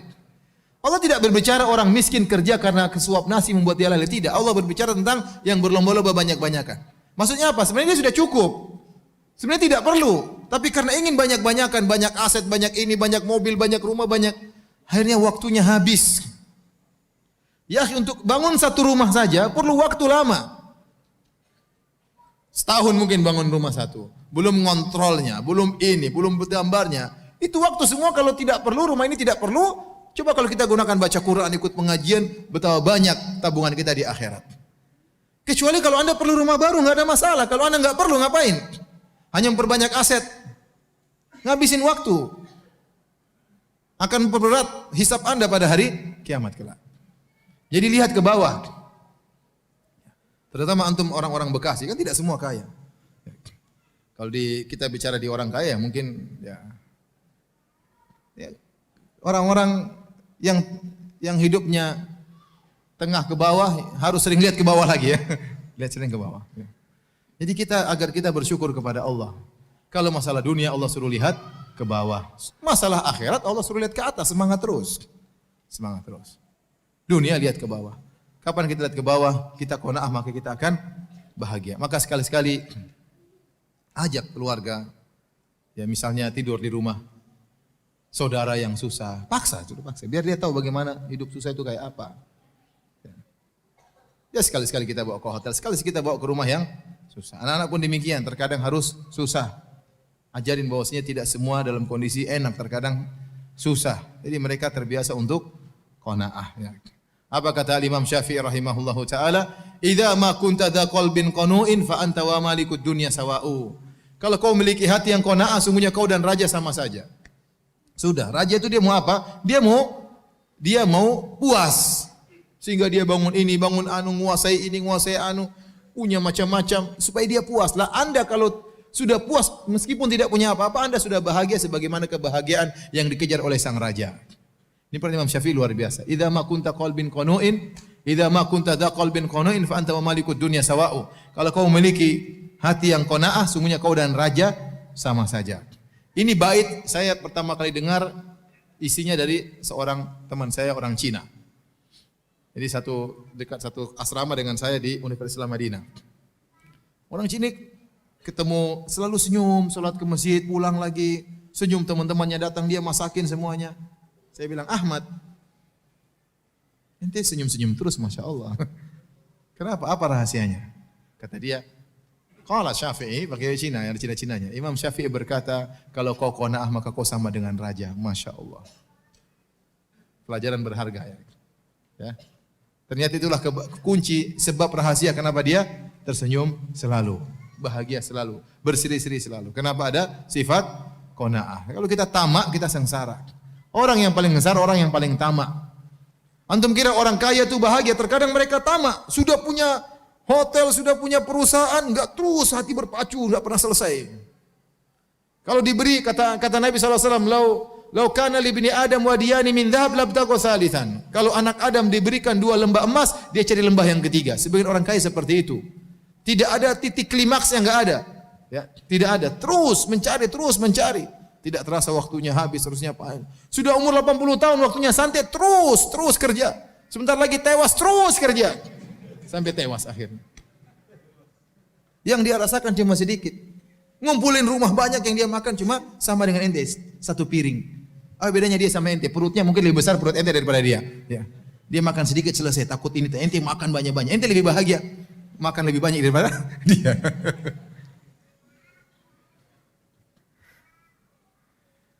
Karenanya di antara kebahagiaan suruh lihat ke bawah, jangan terpedaya dengan yang di atas. Jangan terus lihat ke atas.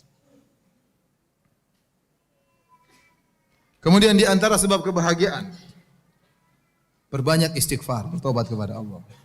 Karena tidaklah kesengsaraan ada dalam hati kita kecuali karena maksiat yang kita lakukan. Semakin Anda banyak maksiat, semakin kesengsaraan yang Anda rasakan. Dalam hadis disebutkan seorang bermaksiat, maka nukitat, ditempelkan titik hitam di hatinya. Semakin banyak maksiat, semakin hitam hatinya.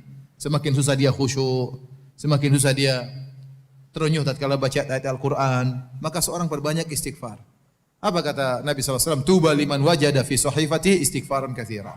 Sungguh beruntung orang yang mendapati dalam catatan amalnya banyak istighfar. Penghalang kebahagiaan adalah maksiat. Adalah kemaksiatan. Anda akan dibuat gelisah karena maksiat yang Anda lakukan. Anda akan dibuat khawatir berlebihan karena maksiat yang Anda lakukan.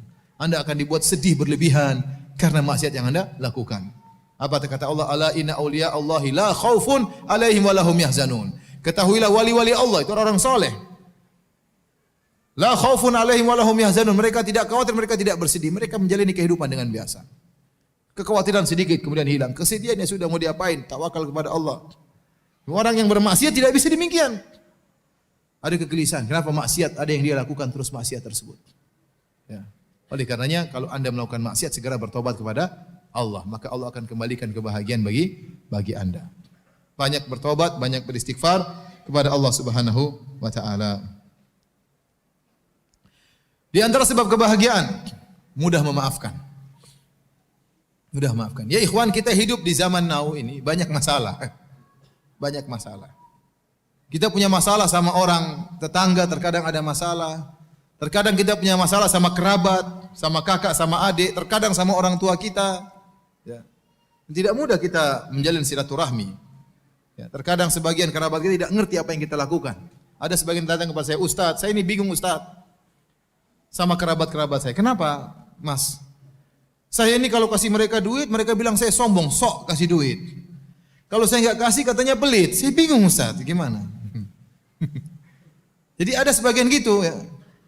Ya, sebagian gitu, sebagian kerabat tidak bisa paham apa yang kita lakukan. Kita niat baik, namun mereka salah terjemah. Mau diapain? Adik iblis yang mengadu domba.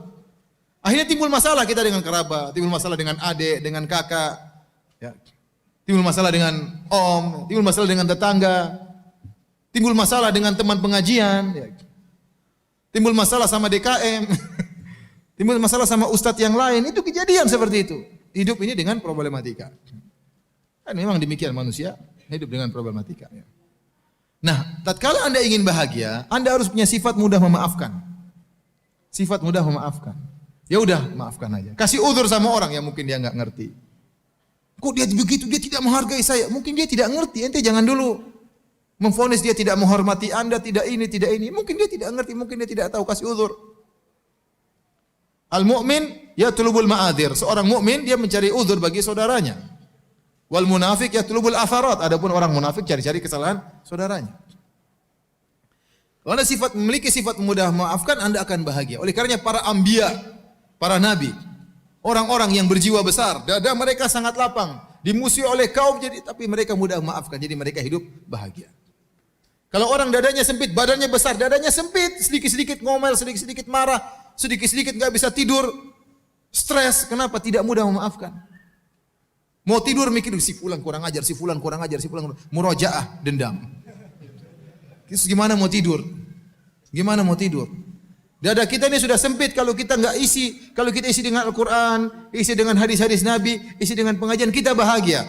Tapi kalau sudah isi tentang berita-berita pembunuhan, berita macam-macam, diisi lagi dendam kusumat kepada si fulan, wah gimana mau bahagia?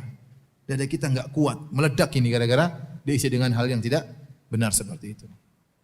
Kalau Anda mudah maafkan, Anda bahagia. Anda bahagia. Allah angkat derajat Anda dan Anda akan bahagia. Ya. Kalau kita tidak mudah maafkan, akhirnya terkadang permasalahan kita bawa ke rumah.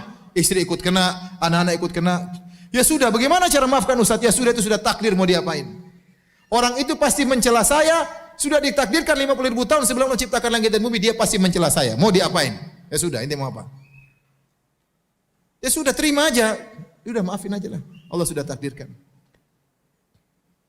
Kalau Anda maafkan dia, Anda akan dimaafkan oleh Allah Subhanahu wa taala. Kita harus nonton lagi. Ya udah, dia mungkin mencela saya karena ada dosa yang pernah saya lakukan. Dan benar.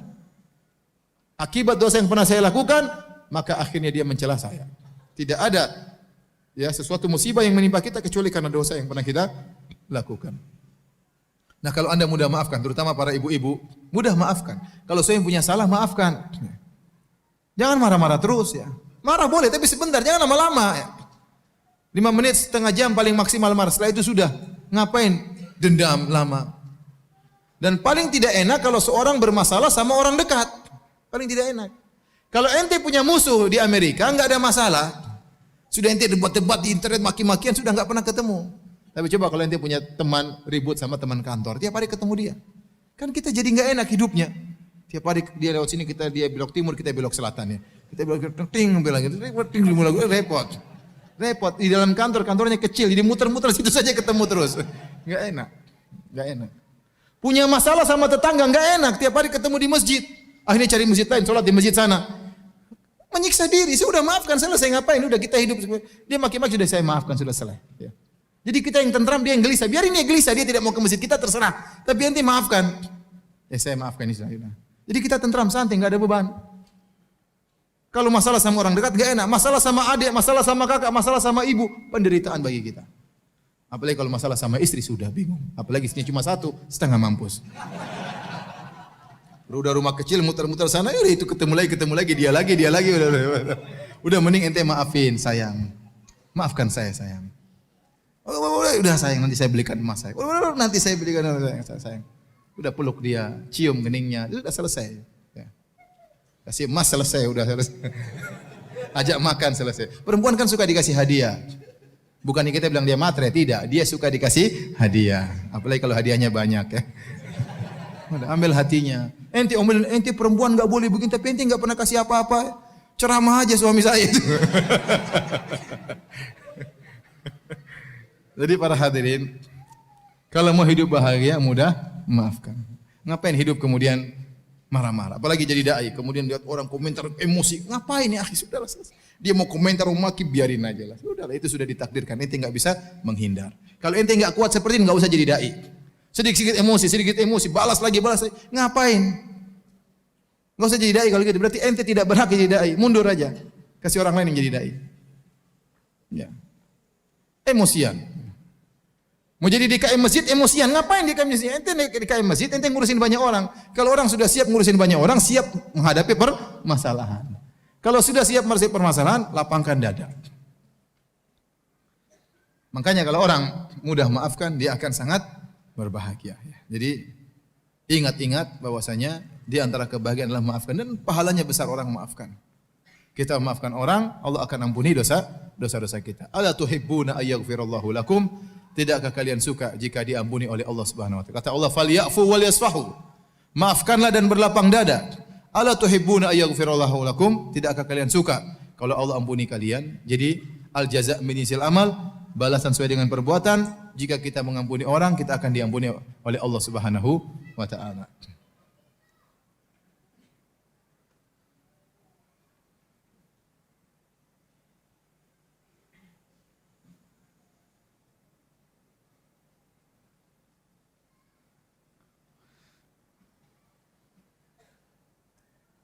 Taib yang terakhir sebelum kita buka tanya jawab.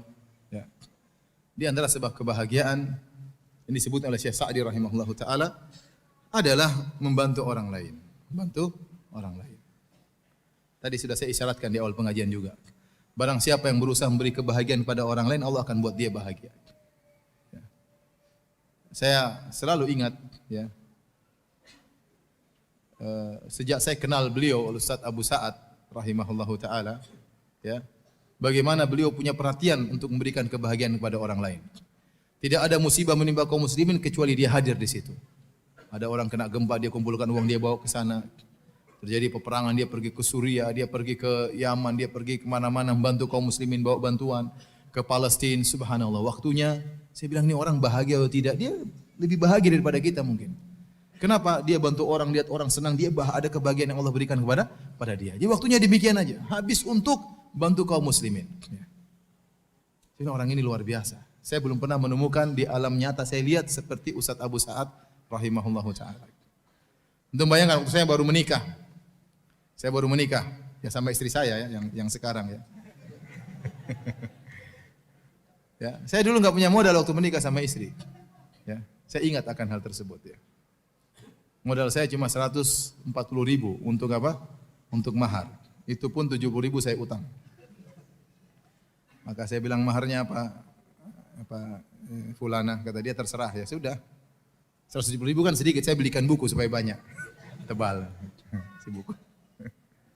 Enggak ada hotel. Ya mau nyewa hotel mau malam pertama, sementara mahar aja duit enggak ada. Akhirnya ya sudah nikah aja. Ustaz Abu Sa'ad yang semangat waktu itu. Dia sudah ada hadir dalam acara, dia memberikan mukaddimah ya. Kemudian dia bilang, sudah Firanda enggak usah mikir. Itu waktu itu saya murid, dia guru. Ustaz Abu Sa'ad guru saya. Dan saya belum dikenal ya. Belum dikenal. Belum ada yang panggil-panggil ya. Tidak seperti sekarang ya. Belum ada. Jadi saya siapa? Saya siapa? Baru mau nikah. Belum siapa-siapa. Saya muridnya Ustaz Abu Sa'ad. Tapi ada guru yang baiknya luar biasa. Maka dia tinggalkan rumahnya sama istrinya. Dia entah tidur di mana, istrinya tidur di mana. Kata dia, udah Firanda pakai rumah saya untuk malam pertama. Jadi saya malam pertama di mana? Malam pertama, malam kedua, malam ketiga di rumahnya Ustaz Abu Sa'ad rahimahullah taala. Ada orang menakjubkan seperti ini. Luar biasa. Kita bahagia lihat dia seperti itu sama kita, mungkin dia lebih bahagia. Buktinya dia tidak pernah berhenti dari kegiatan seperti itu, berarti dia bahagia. Allah kasih dia kebahagiaan. Ternyata dia bantu kaum muslimin, ada kebahagiaan yang Allah berikan yang mungkin tidak kita rasakan. Saya ketemu dengan kawan di Universitas Madinah, orang Pakistan. Tanya Firanda, kamu kenal si Fulan? Oh, saya kenal. Saya kenal juga ada yang lulusan Pakistan si fulan. Enggak, yang ini. Siapa? Ustaz Abu Sa'ad kata dia. Yang lain juga saya kenal, tapi ini Abu Sa'ad. Kenapa? Dia itu pernah bangunkan rumah teman saya di Pakistan, jadi kuli bangun rumah enggak dibayar. Subhanallah. Jadi memang pembawaan dia seperti itu, luar biasa ya. Begitu datang dari Pakistan langsung mengumpulkan uang untuk membantu kaum muslimin di Ambon waktu terjadi apa? Peperangan. Pertama saya kenal beliau. Akhirnya dia ngajar saya, akhirnya saya pakai rumahnya, alhamdulillah. Jadi ada kebahagiaan yang Allah berikan kepada orang yang membantu orang lain. Makanya kalau sahabat datang kepada Nabi, yaksu qaswata qalbihi, dia mengeluhkan tentang yashku qaswata qalbihi, dia mengeluhkan tentang keras hatinya. Maka Rasulullah SAW mengatakan, in arata talyina qalbik, kalau kau ingin melembutkan hatimu, ya, fa'atmi'il miskin wamsah ala ra'sil yatim. Maka beri makan kepada fakir miskin dan usap kepala anak yatim. Itu akan melembutkan hatimu. Apa Rasulullah SAW arahkan agar membantu orang lain. Berikan kebahagiaan bagi orang anak yatim, tidak punya ayah, tidak punya ibu, jarang ada yang mengusap apa? Kepalanya. Anak-anak yang lain disentuh kepalanya oleh bapak dan ibunya. Dia tidak ada yang sentuh, antum datang sentuh kepalanya. Tapi jangan sentuh terus, kasih duit juga. Sentuh-sentuh aja terus. Om ngapain om? Sebentar. Kasih duit juga biar dia senang. Jangan diputar-putar aja kepalanya. Tapi dia rindu akan hal tersebut. Anda kasih kebahagiaan bagi anak yatim, Allah kasih bahagia sama Anda. Hati Anda tadinya keras jadi lembut. Kasih makan orang miskin, kasih makan orang susah, nanti dapat kebahagiaan. Kenapa? Al jaza' min jinsil amal, balasan sesuai dengan perbuatan. Anda berikan kebahagiaan kepada orang lain, Anda akan ditambah kebahagiaan oleh Allah Subhanahu wa taala. Ya. Artinya para hadirin terus sempat sisihkan waktu untuk memikirkan kaum muslimin. Kalau Anda enggak bisa kasih duit, pikir yang bagaimana caranya. Bagaimana pengajian bisa jalan, bagaimana masjid bisa orang tentram. Mikir kaum muslimin. Mikir kita ada waktu, mikir istri ada waktunya, mikir anak ada waktunya. Setelah kita mikir istri, mikir anak, jangan lupa mikir kaum muslimin. Gimana caranya? Bikin proyek-proyek agama, proyek dakwah, jebak diri kita pada waktu yang bermanfaat. Kalau kita tidak menjebak diri kita dalam program yang bermanfaat, kita akan habis waktunya dan program yang tidak bermanfaat. Tapi ingat, semuanya harus ada bagiannya. Istri harus ada bagian, anak harus ada bahagianya. Ya. Oleh karenanya, kalau ingin bahagia, jangan lupa bagi kebahagiaan kepada orang lain. Sesuatu yang dibagi makin bertambah adalah kebahagiaan. Kita bagi kebahagiaan, Allah akan tambahkan kebahagiaan kita. Ya. Tentunya masih banyak sebab-sebab kebahagiaan, disebut oleh para ulama sampai puluhan. Tapi saya rasa itu di antara perkara-perkara yang penting. Ya. Sebagian pengalaman pribadi yang saya rasakan, ingin saya tularkan kepada para hadirin hadirat sekalian. Semoga Allah Subhanahu wa taala menjadikan kita orang-orang berbahagia di dunia, terlebih lagi di akhirat kelak. Demikian wallahu taala alam bisawab. Hadiah ini hadiah. Iya, hadiah mendatangkan kebahagiaan. Hadiahnya lu taruh sini, hadiah taruh sini. Susun. Masya Allah, satu.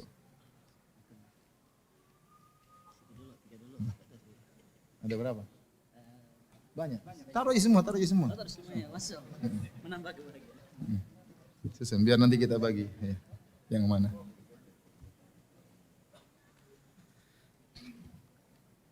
Ini ada anunya, level bebas ya? Oh bebas ya. Bebas ya, ini hadiah banyak sekali ya.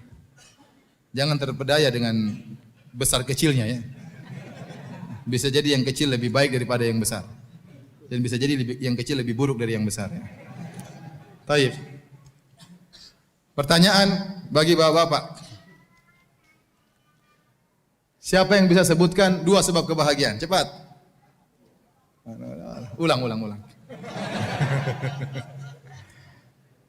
Siapa yang bisa sebutkan 3 kebahagiaan? Salah dulu, kacamata ya. Silakan Pak, berdiri. Silakan Pak. Yang pertama apa? Bertauhid kepada Allah. Yang kedua, menciptakan surga di rumah. Masya Allah. Rumahnya berapa Pak? 1. Terus satunya lagi? Yang ketiga, sifat qanaah. Masya Allah. Silakan Pak. Silakan. Pilih yang mana? Jangan terpedaya dengan besarnya benda. Betapa banyak yang kecil tapi lebih hebat ya. Baik, silakan. Oh ya udah, yang sedang ya. Masya Allah. Pertanyaan berikutnya, siapa yang bisa sebutkan 1 sebab kebahagiaan dengan dalilnya? Ya, dengan ini. Mana? Tunggu, nggak jadi. Jangan. Satu di sana. Silakan. Ya. Ya. Masya Allah, berzikir kepada Allah, ala bidzikrillah tatmainnul qulub. Silakan. Masya Allah.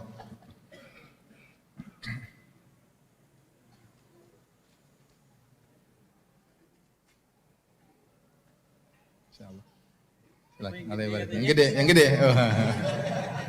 Ente kena syubhat berarti. Tayyib. Bercanda. Kita lanjutkan ya. Siapa yang bisa sebutkan sebab kebahagiaan yang lain? 2 lagi. Ya, silakan. Berdiri. Bantu orang lain. Terus? Mencari teman yang soleh. Masya Allah, silakan. Jangan kena syubhat ya. Wah, kena syubhat juga. Baik. Apa lagi? Ada sebab yang lain? Angkat tangan. Ya, itu berdiri. Sudah tadi.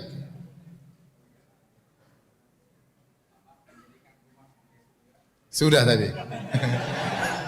Tunggu dulu, belum kasih kesempatan ya, akhi. Kasih kesempatan saudara Anda berpikir biar dapat hadiah. Sudah tadi menjadi teman soleh. Apa lagi coba? Tunggu sebentar pikir. Tauhid sudah juga, apa lagi? Berzikir juga sudah, apa lagi? Udah 5. Apa lagi selain itu?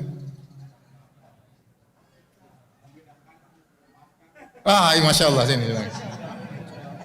Ya, akhi sabar ya, akhi, teman mau dapat nggak mau, ente yang ambil terus ya. Silakan, pilih yang mana? Ada judul-judulnya, sehingga pilih yang mana? Ada judul-judulnya. Judul-judulnya. Jangan 2, 1 aja. Oke, sip. Baik. Seperti biasa, siapa yang paling datang dari tempat yang paling jauh? Angkat tangan. Yang paling tempat paling jauh. Dari mana? Saya bukan dari mana? Dari mana? Cibarusa. Ada yang lebih jauh dari Cibarusa? Hah? JPL itu lebih jauh kan? Lebih dekat. Dari mana? Dari mana? Dari Kebumen. Saya nggak tanya asal dari mana.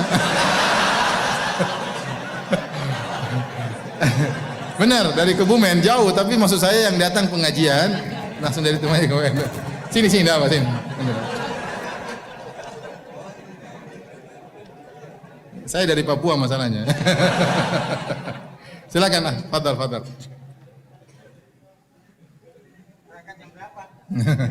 Silakan. Jangan hasad ya, jangan hasad. Dari Kebumen ke sini. Benar dari Kebumen ke sini coba. Masya Allah beneran. Silakan. Ambil 2 kalau begitu. Ambil 2 buat istrinya, ambil 1 lagi. Ambil lagi apa? Ambil apa? Ambil lagi.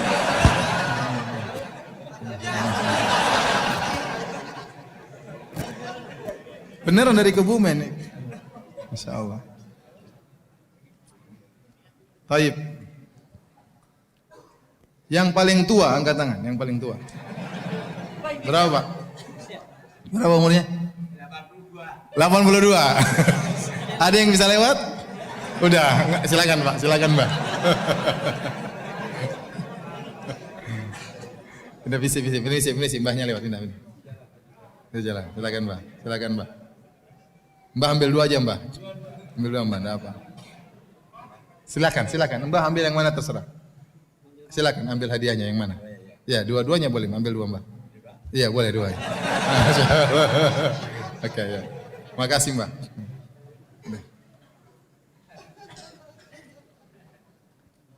Apalagi nggak habis-habis ya. Masya Allah, banyak hadiahnya. Sudah ini bagi-bagi yang duduk di depan. Yang di depan. Ya, ini bagi-bagi depan.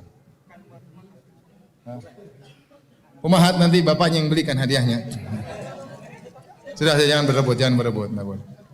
Ya. Enggak. Ini buat umahat aja ya. Buat umahat 2 pertanyaan.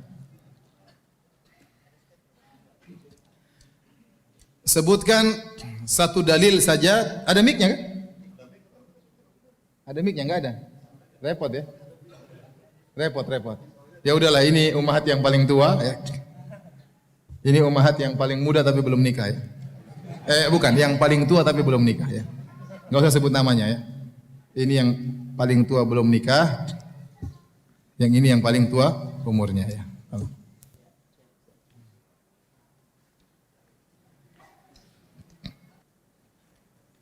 Ada pertanyaan dari pemirsa Ahsan TV. Apakah ketakutan, kegelisahan, kekhawatiran itu ujian dari Allah atau tidak? Iya, itu ujian. Itu ujian dan itu musibah. Kalau musibah tersebut kita hadapi dengan tentram, maka akan mengurangi dosa-dosa kita. Akan mengurangi dosa-dosa kita. Segala kegelisahan, kekhawatiran, ya, ketakutan, ini semua musibah. Tapi kita harus hadapi dengan sesuai dengan syar'i. Tidak boleh berlebihan berlebihan, tidak baik. Itu yang diinginkan oleh syaitan.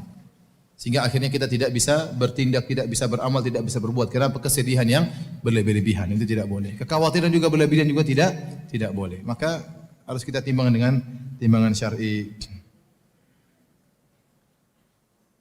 Saya ikhwan pengguna rokok elektrik.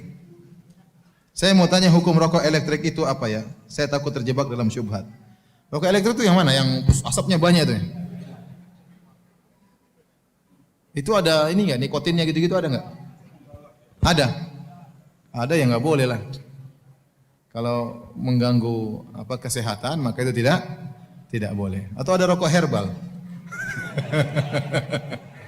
Kalau rokok itu mengganggu kesehatan ya tidak boleh ya.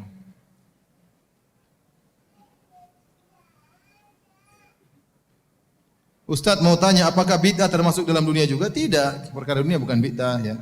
Mikrofon bukan bid'ah, televisi bukan bid'ah ya. Bid'ah tidak berkaitan dengan sarana, bid'ah berkaitan dengan tujuan. Masjid, pondok di zaman Nabi tidak ada pondok. Apakah pondok bid'ah? Tidak, itu sarana untuk belajar. Sarana untuk belajar ya. Di zaman Nabi tidak ada ilmu nahwu dan shorof. Maka itu bukan bid'ah karena itu bukan tujuan. Itu hanyalah sarana untuk belajar bahasa Arab supaya mudah memahami Al-Quran dan Sunnah. Di zaman Nabi tidak ada ilmu jarh wa ta'dil, ilmu tentang kredibilitas para perawi, mengetahui kredibilitas para perawi. Di zaman Nabi tidak ada karena tidak perlu para sahabat dengan langsung hadis dari Nabi. Di zaman sekarang ada ilmu tersebut untuk memeriksa rawi ini thiqah atau dhaif, tapi itu sebuah adalah sarana. Di zaman Nabi tidak ada jembatan. Jembatan digunakan untuk kebaikan, enggak ada masalah. Saya sering sampaikan contoh seperti masalah tasbih. Kita dalam banyak hadis ada zikir-zikir yang harus dihitung. Atau seorang bebas yang ingin berzikir berapa kali terserah, mungkin saya hitung hari ini 100 200 lama tidak dia meyakini sesuatu. Ya. Tapi ada zikir-zikir yang perlu hitungan. Nah, kalau orang menggunakan tasbih sebagai alat bantu hitung, maka itu enggak ada masalah. Karena itu hanyalah sarana untuk menghitung.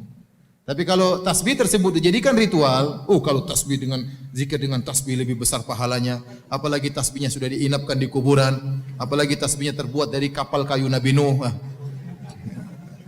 Saya pernah ditanya begitu, Ustaz, bagaimana hukum tasbih yang terbuat dari kapal kayu Nabi Nuh? Dari apa? Kayunya kapal Nabi Nuh. Ini gimana ini? Sudah kapal Nabi Nuh dirusak lagi dibikin apa? Tasbih ya. Tasbih taruh gantungan, jadikan buat apa? Jadi apa? Digantungan, dikalungkan. Ada orang seperti itu, tasbih jadi kalungkan. Enggak perlu. Itu berarti bukan jadi sebagai sarana lagi. Ya. Lalu tasbih besar-besar begini buat apa? Tasbih kecil yang penting bisa buat apa? Hitung. Enggak perlu tasbih panjang sekali. Enggak perlu. Yang penting bisa. Kalau enggak ada tasbih pakai yang ini juga, digital boleh. Itu kan alatnya fungsinya untuk apa? Menghitung. Ada tasbih, saya lihat besar. Saya bilang ada lagi yang lebih besar enggak? Katanya enggak ada. Ini paling besar ya. Zikirnya subhanallah, subhanallah, subhanallah. Ya udah begini aja penting subhanallah dan subhanallah. Jadi beda antara sarana dan tujuan, beda antara dunia dan masalah agama.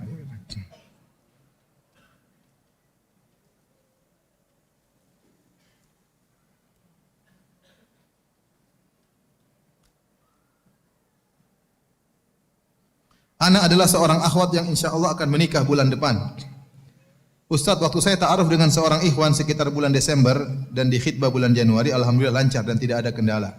Tapi qadarullah setelah khidbah ternyata saya dan ikhwannya banyak mengalami ujian Ustadz. Seperti masalah keuangan dan pekerjaan ikhwannya yang habis kontrak. Sampai saat ini ikhwannya masih berusaha untuk mencari pekerjaan kembali. Ustadz, apakah arti semua itu? Apakah ini ujian yang pasti akan dialami semua pasangan? Mohon doanya Ustadz agar saya dan ikhwannya diberikan kemudahan dalam menghadapi ujian tersebut. Insya Allah dimudahkan. Jadi ini belum nikah ya? Belum nikah. Ya namanya hidup pasti ada ujian. Yang penting ikhwannya serius. Suruh dia cari kerja dulu.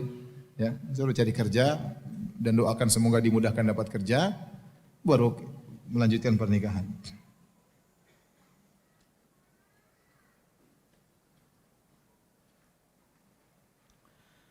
Tapi demikian saja kajian kita para hadirin dan hadirat. Banyak pertanyaan tidak bisa saya jawab karena keterbatasan ilmu. Semoga pertemuan kita diberkahi oleh Allah Subhanahu wa taala dan menjadi pemberat timbangan kebajikan kita di akhirat kelak. Kurang lebihnya saya mohon maaf. Wabillahi taufik. Alhamdulillahirabbil alamin. Assalamualaikum warahmatullahi wabarakatuh.